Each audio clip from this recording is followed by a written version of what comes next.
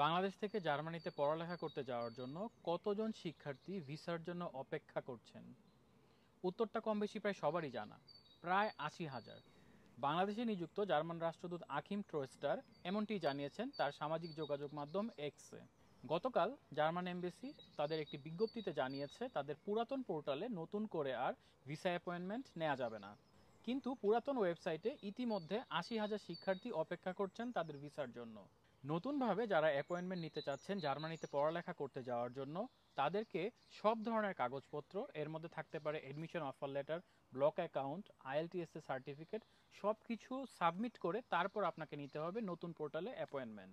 কিন্তু তা আসলে চাইলেই পারা যাচ্ছে না, কারণ এমবিসি পুরনো যে ৮০,০০০ শিক্ষার্থী রয়েছেন অপেক্ষমান তালিকায়, তাদেরটা শেষ হওয়ার পর নতুনভাবে ভিসা অ্যাপয়েন্টমেন্ট চালু করবেন। বর্তমানে ভিসা প্রসেসিংয়ের যেই গতি, তাতে সবার সিরিয়াল পার হতে লেগে যেতে পারে কয়েক যুগ।